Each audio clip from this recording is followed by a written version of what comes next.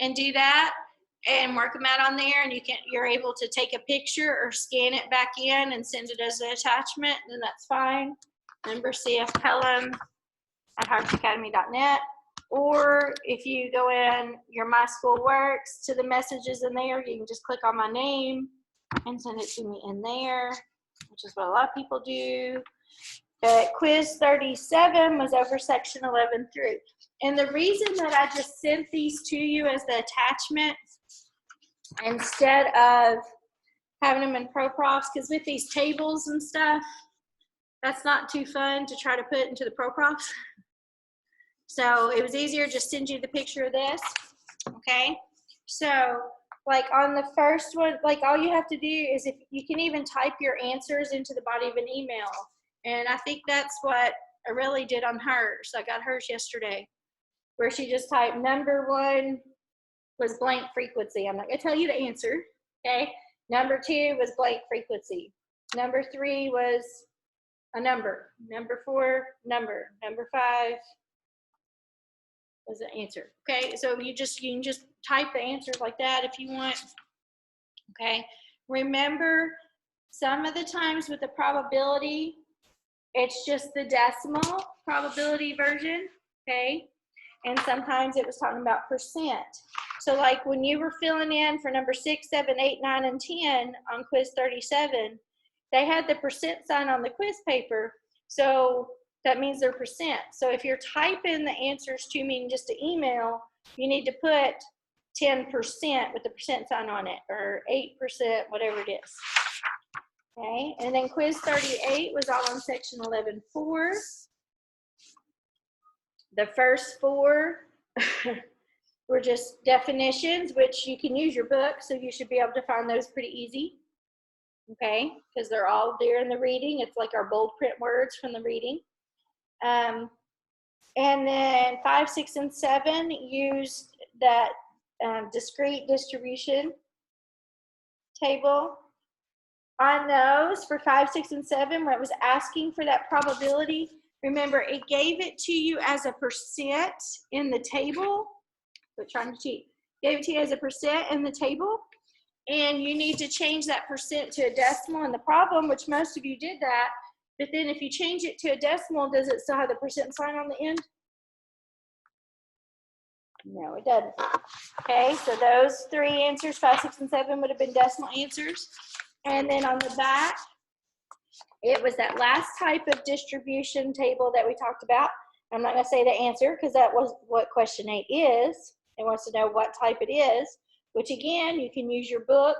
So you should be able to find the name of it right there in the book in section 11.4 and write it down.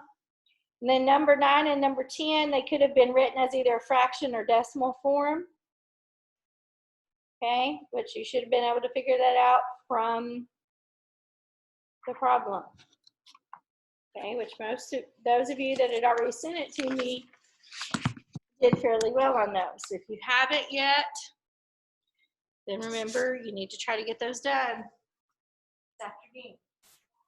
Okay. Miss, What? when do our progress reports come out?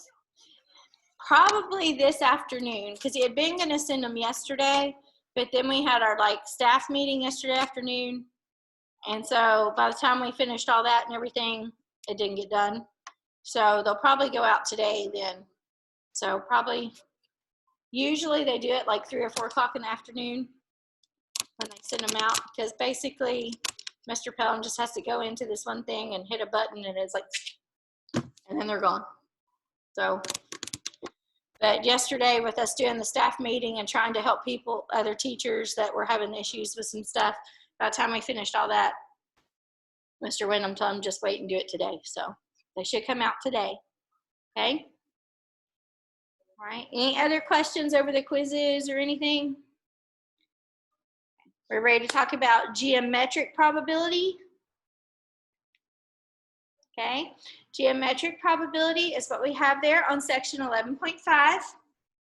Okay, and I've already kind of written some things up on the board to kind of get you started with the problem. Remember, probability of an event happening is the number of possible outcomes or successful outcomes, what you're looking for, over the total outcomes. So we're following that same idea when we're doing the geometric probability, okay? Now, when you're looking here in section 11.5, geometric probability compares portions of a length, area, or time to the whole thing, okay? And again, for the geometric probability, your relative frequency is the area of the successful outcomes over the total area, or the length of the successful outcomes over the total length, or the segment of time of the successful outcomes over the total time allowed. So it's always the part over the whole when you're doing your relative frequencies, okay? So for these, most of the time when we're doing a relative frequency, remember, we express it as a decimal. So most of our answers today are going to be a decimal form, and the key is to make sure that we round it to the correct place value, okay? So we have to pay attention to the directions. They say round each answer to 3 decimal places if necessary. So we're going to have 3 decimal places on most of our answers. Now, the key thing is with the geometric probability is you have to know your basic formulas for area, length, and time, that kind of stuff. So on page 533, down at the bottom, you have a table that has a lot of your common formulas and equivalent ratios. You're going to need that page. So mark that page or something where you can flip back and forth if you don't know your formulas very well, okay? So page 533, you're going to need that while we're working on this. All right? So for these problems, like I said, it's doing the probability is the part over the whole type thing, your relative frequency. So we're on page 538. We're starting with the problems.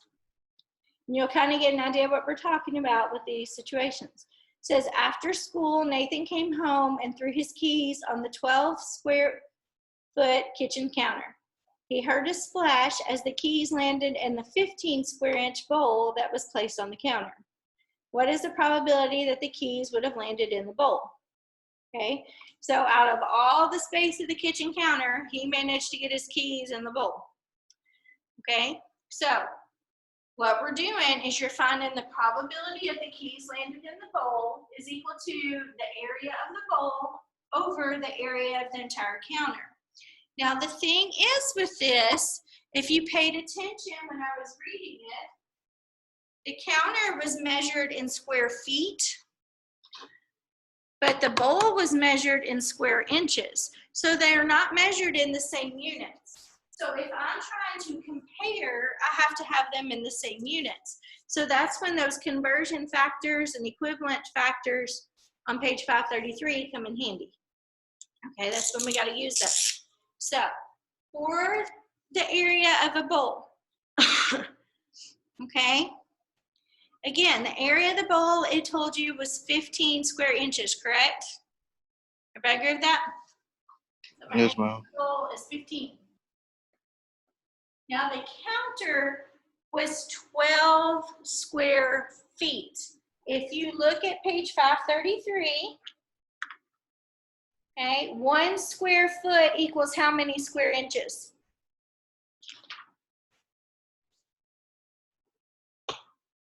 144. 144, because 12 inches is a foot and 12 times 12 is 144. So I have to take my 12 square feet and multiply it by 144 to convert it to inches, because I have to have the same units to be able to do my work. So I'm going to have 15 over, and I'm going to take 12 times 144. So that's when you need your handy dandy calculator. And it actually helps if you turn it on before you start typing the numbers in, just for, you know, little pointer. As I start typing stuff in, it's off half the time. All right, so I got 15 over 1,728. Now, that is our relative frequency, but we normally put it as a decimal. So to find the decimal, you take the top divided by the bottom. So you're going to take 15 divided by 1728, right? Yeah.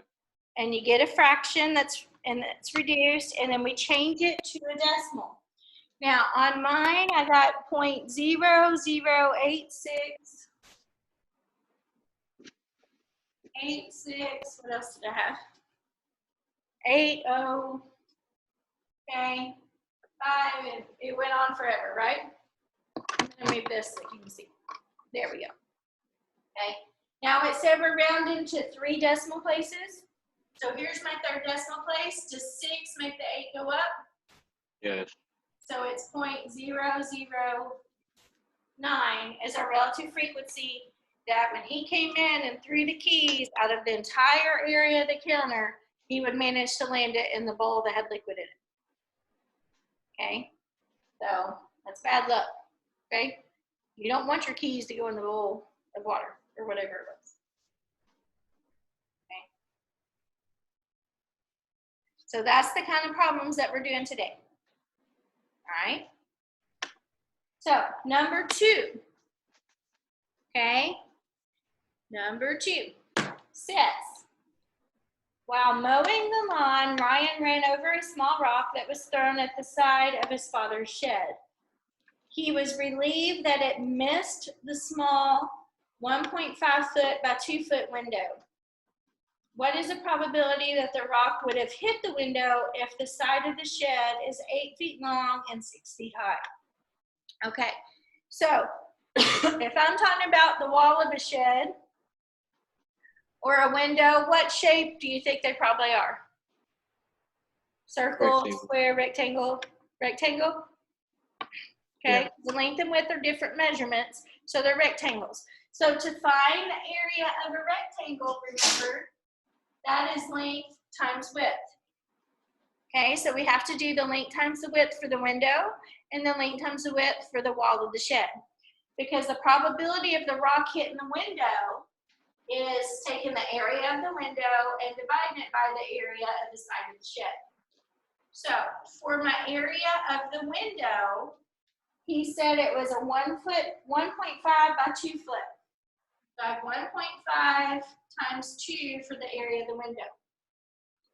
Now for my shed, he said it was 8 foot long and 6 feet high, correct?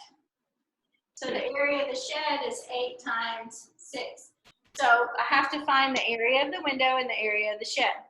So 1.5 times 2 is 3. 8 times 6 It's 48. is 48. And so when I divide this now, You get 0.0625. 0.0625.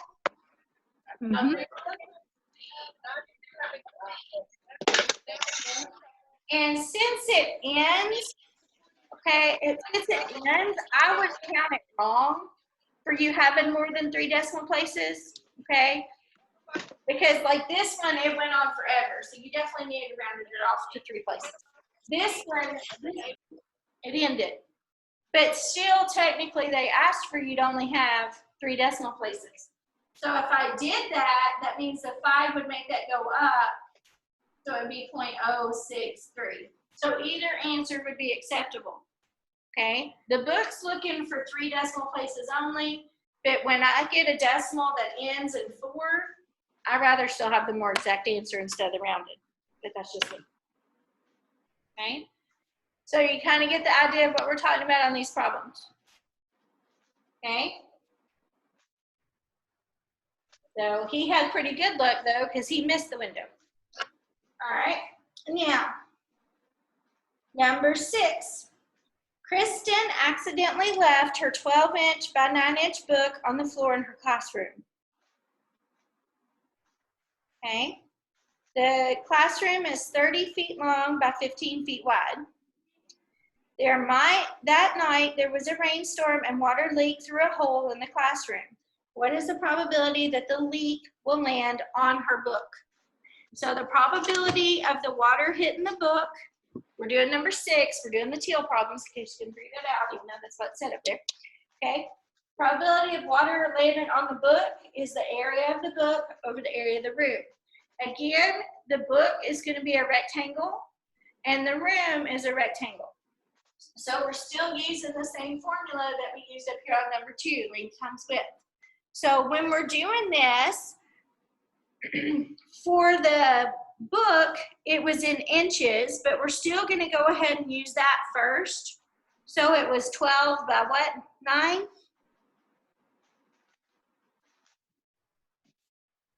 For the area of the book. And then the floor was in feet. So remember what we talked about, how many inches are in a foot? 12. 12. So when I go to find my area of the floor, I've got 30 feet, but if I multiply by 12, that'll be changing it to inches. And then it also had how many feet the other way? 16? No. How long was the other way? 15? 15. 15? I know it was something close to that.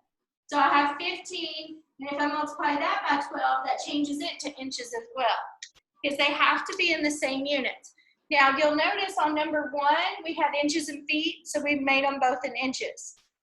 Sorry. On number 6, we had inches and feet. We're changing them both to inches. Usually, if you have 2 different units of measure, you change them both to where they're in the smaller one. So that way you avoid decimals so much. Okay? So for the area of the book, it's just the 12 times 9. So everybody should be able to tell me that's what? Yeah, 108. 108. And then on the bottom, we have to do a little bit more because we're changing the feet to inches. So I'm taking 30 times 12. 360. So that's 360. Miss Elsie, 15 times 12. 180. I already did test. And I get 180. So I'm multiplying 360 times 180. So you get a big number, right? Yeah. I got 64,800. Because that's how many inches, square inches that the floor is. So now we're going to divide. So you're going to take 108 divided by the 64,800. And you get a fraction that's reduced. Then you change it to its decimal. You get 0.0016. And the 6 is repeating, correct? Yeah. Okay, so since it's a repeating one, it's going forever. So on that one, I'm still going to definitely make sure I round it off to just 3 decimal places. So here's my 3rd decimal place. Is 6 going to make the 1 go up? Yeah. So it's 0.002. That is your probability of water actually dripping in on her book that she left in the floor. Okay, so is it very likely that the water is going to hit her book? No. No, it's not very likely that the water is going to hit her book. When you look at how big the classroom is and then the size of her book, she's fairly safe, even though she still shouldn't leave it laying around. Okay, so everybody got number 1, 2, and 6 down, yes? Pretty easy. They're not too bad. All right, I'm going to roll you over.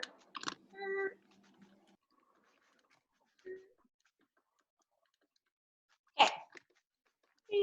All right, we're going to do number 9. Okay. Yes, I know I skipped some. Hint, you'll be doing that later. Okay, so when I talk about number 9, so everybody make sure you're reading the right problem when I go through to read it, so as I remember where I stuck my book. All right, so on number 9, it says, during a bad thunderstorm, the wind blows an empty can at the wall of a house. The wall is 8 feet high and 50 feet long and contains 3 windows that are each 32 inches wide and 42 inches high. What is the probability that the can hits a window? Okay, so you have to be a little bit careful on this one because do you have just one window in the wall? No. No, there's 3 different windows. So, and again, we have different measurements. We have our inches and we have our feet. So the probability that the can hits the window, you have to have the area of all the windows. Because how many windows are there? 3. 3 out of the total area of the wall. So when we go to set this one up, you also have to be careful because they kind of switch the order of stuff around. One, they did height and width, and then the other one, they talked about length and width. So you gotta be careful making sure you're putting the stuff in the right spot. So, the window was what? 32 by 42 is Yeah. the window? Yes? Yes, ma'am. Okay. Okay, so that's for it to hit one window, but how many windows are there? 3. So I'm gonna multiply that area by, 3. did it say it had to hit one particular window? No. No, it's just it could hit any of the windows. So you have all the areas of the windows are possible. Now, for the total thing, it gave it to you as, it was 8 feet high and 50 feet long. So you got 50 by 8. But again, it was in feet, and we need to change our feet to inches. So I'm gonna have 50 times 12, remember, because there's 12 inches in a foot, and then 8 times 12, because there's 12 inches in a foot. I gotta change the feet to inches. So this is what we're gonna be working out for number 9. So I have 32 times 42.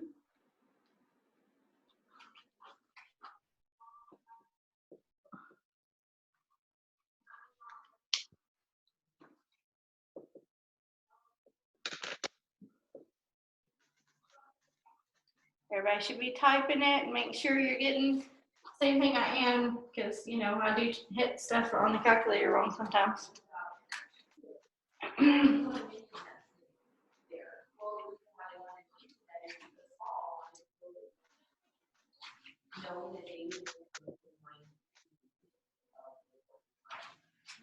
Okay, you all are in agreement with me on those numbers? Yes, ma'am. Yeah. Just make sure, because you know, my fingernails are long, I hit extra buttons sometimes on the calculator. So you divide it now, you get a fraction, you change that fraction to a decimal, and you get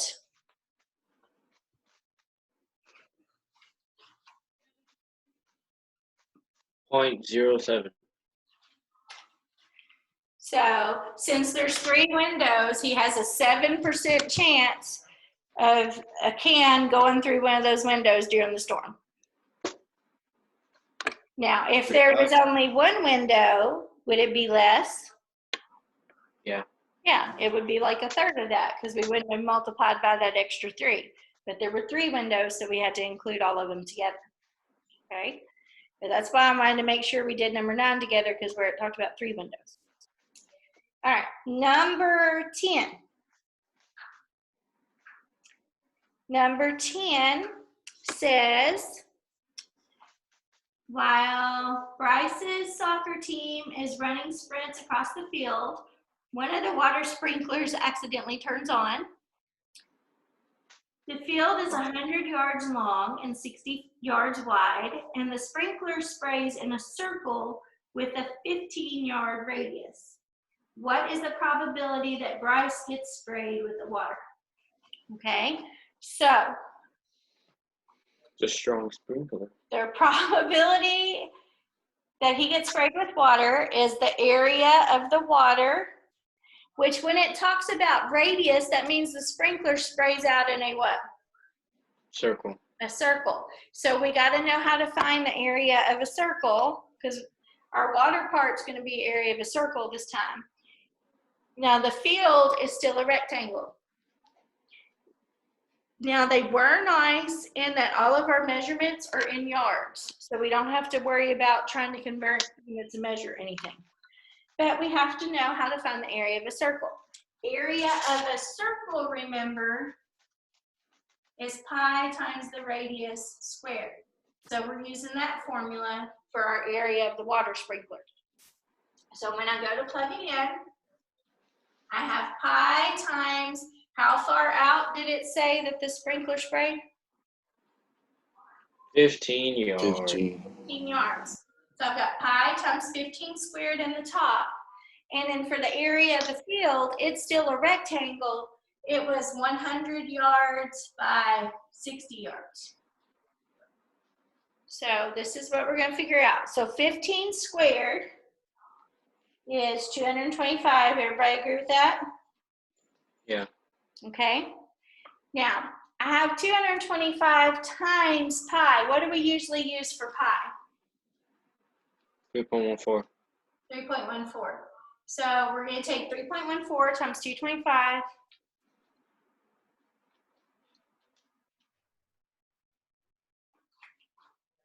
So I get 706.5 on the top. And then 100 times 60.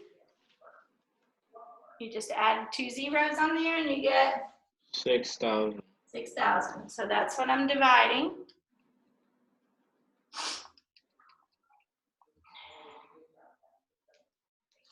That equals 0.118. Okay, you get 11775. Now, like I said, if it ends and you want to leave it like that, that's okay. But they asked you to round it to 3 decimal places. So Micah already said the 7's going to make that go up. So it's going to be 0.118 chance of him getting hit with that water sprinkler when it turns on. Okay? Which probably would not be too pleasant. I don't know, it might feel good. They've been running. But anyway, all right. So, everybody good with these so far? See, these aren't I bad. don't know. We're almost bad. We're almost bad. We're almost done. All right, number 12.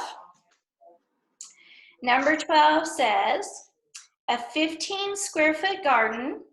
So it already gives us the area. Yay, that was nice. A 15 square foot garden has roses and tulips.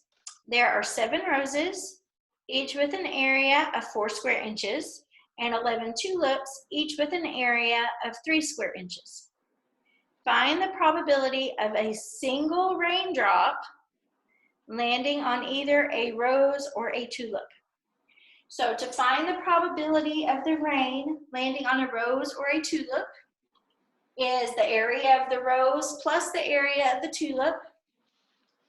Okay? And it says a single rose or a tulip. So even though they have a bunch of them, we're still just doing, okay, we have the area of the rose and the area of the tulip, okay, over the area of the garden. So it's kind of similar on here to what we did with the windows. Remember we had 3 windows? Okay, some of y'all need to get around and see you because I'm tired of seeing you keep disappearing. All right, so we had 3 windows, right? So on here, we had a certain number of roses and a certain number of tulips. So how many roses were there? 7? They had 7 roses and each area was 7 square inches. So they already gave us the area, so we don't have to find that. But for the roses, I have 7 times 4 because each rose had an area of 4 square inches. Then there were 11 tulips, but each tulip had an area of 3 square inches. 3 square. Okay, and then the total garden was 15 square feet, but it was in feet. These are in inches, so what do we multiply to change square feet to square inches? 144. 144. So I've got, what was it, 15, I believe? Yeah. Is that right, 15? 15 times 144. So that's what we got to work out to find the probability of the single raindrop hitting a rose or a tulip.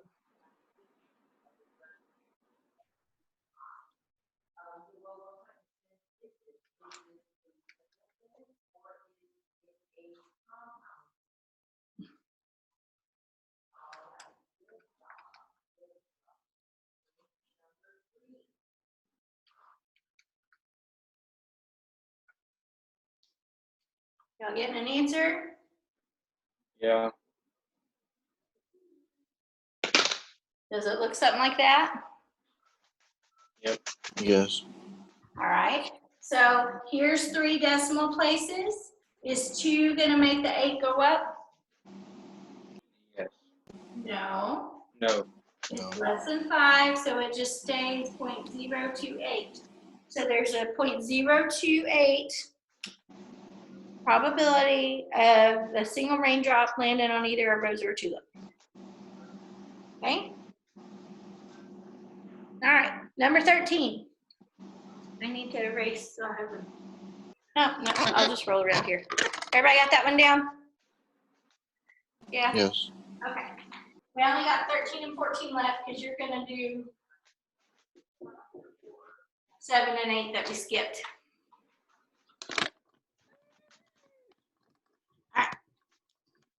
Okay, so 13 and 14. We'll do them over here. So for 13, it says a fly lands on the edge of a yardstick. What is the probability that the fly randomly lands between the 20-inch and the 24-inch mark? Okay, so this time it's a little bit different because we're talking about yardstick. So we're talking about length measurement, not an area measurement. Okay? So it's a little bit different because we're talking about length, not the area. So we're trying to find, okay, the probability that he's between 20 and 24.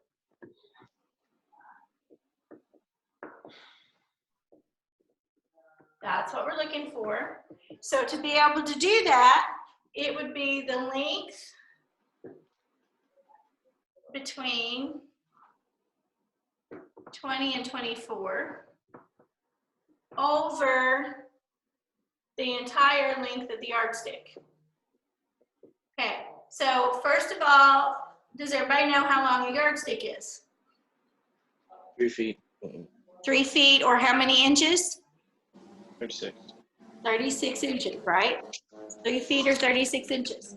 So the length between 20 and 24 would be how many inches?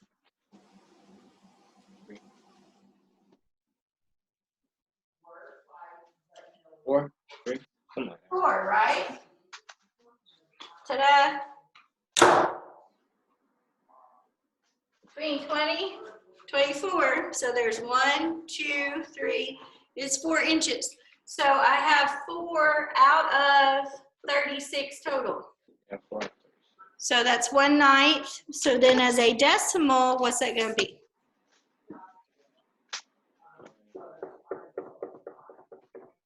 Yeah. All right. So it's gonna be 0.111 when we round it off.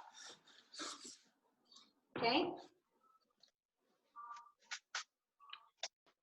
Alrighty. 14. Number 14 says, while Henry was at the local theme park, a monorail came through every 8 minutes. If Henry arrived when the train was not there, what is the probability that he will have to wait 3 minutes or less?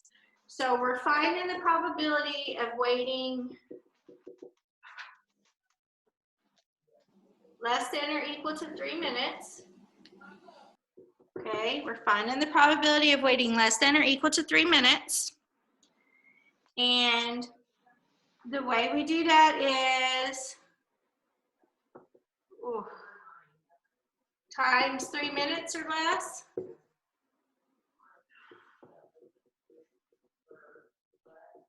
over total time between the trains.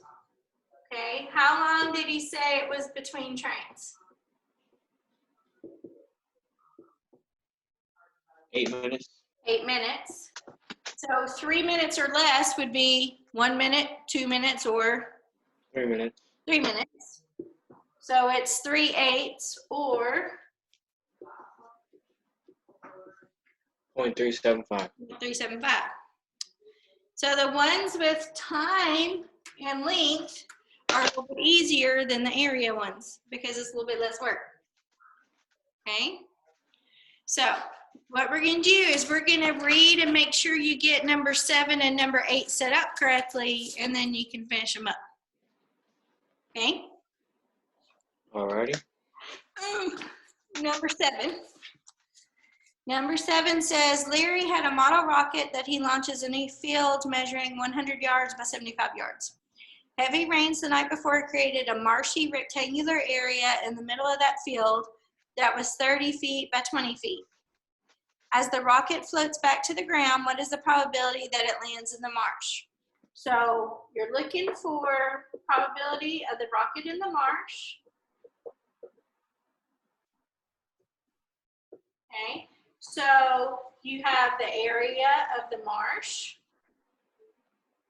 over the area of the field. Okay, the area of the marshy area over the total area of the field. So it told you they were all rectangles. So the area of the marshy area, it said, was 30 feet by 20 feet. Okay, so that's the area of the marsh. The area of the field was in yards. So I have to change the yards to what measurement? Feet. Feet. So 1 yard is equal to 3 feet. 3 feet. So I'm going to have to multiply my measurements for the entire field, each of them by 3 to change it to feet. So it's 100 times 3 for the length and 75 times 3 for the width. So that's what you'll work out for number 7. Okay? Like I said, we're setting them up. You can finish them. Number 8. A rural school tries to create entrance in its soccer tournament by having a parachutist land on the field, bringing the game ball with him. Near the school is a small farm that is 300 yards long and 200 yards wide. As the parachutist soars over the farm, he loses his grip on the ball and drops it. What is the probability that the ball accidentally lands in the pig pen that measures 25 feet by 20 feet? So you're looking for the probability of the ball in the pig pen.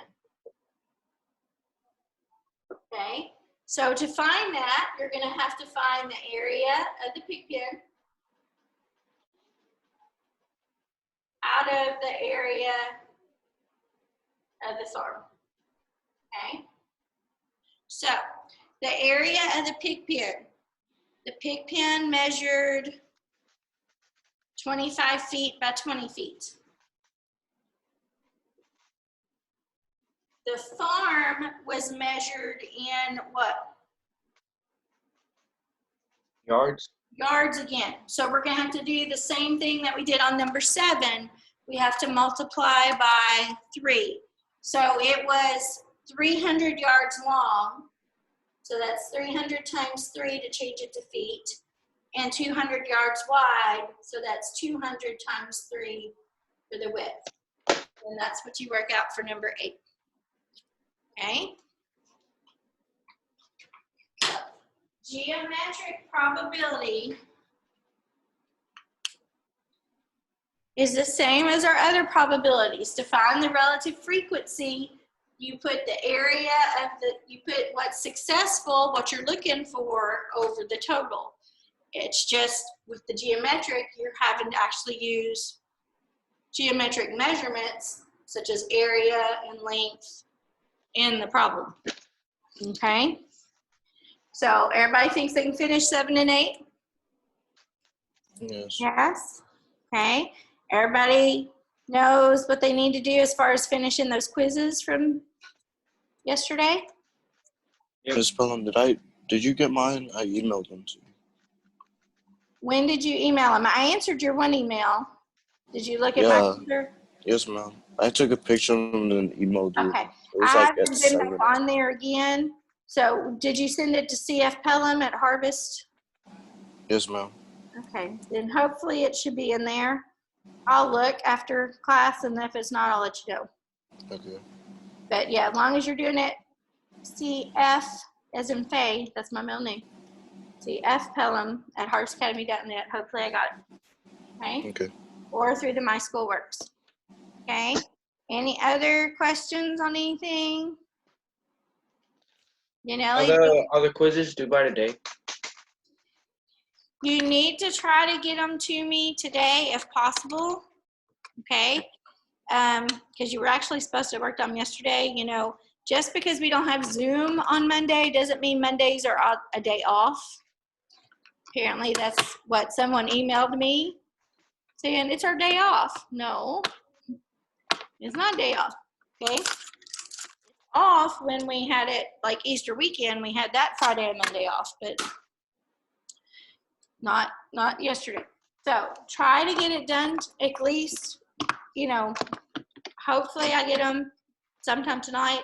That would be great because I'm trying to constantly keep putting stuff in to update some of y'all's grades because some of you all need points. And so every point I can get and put in for you, the better off you are. So the quicker you get stuff done and get it sent to me, then I can get it graded and put in there. So please make sure you do that. Any other questions on any of that? Yaneli, were you signing late? Are you good on the quizzes? Because I went over some stuff at the beginning, but you missed all that. You came like right when I finished, so I want to make sure. Okay. All right, everybody good? Everybody finished 7 and 8? You got your decimals? We're good with that? Okay, we're getting close. There's not much left in chapter 11. And then we got chapter 12, and then we're done. Are y'all excited? It's almost over? Yeah. Oh, really? You're not excited? It's almost over? I'm excited it's almost over. Yeah, like 4 weeks. All right. So be good. Make sure you do your quizzes, and I'll see you tomorrow at 1 o'clock. Bye. Bye. Thank you for coming today.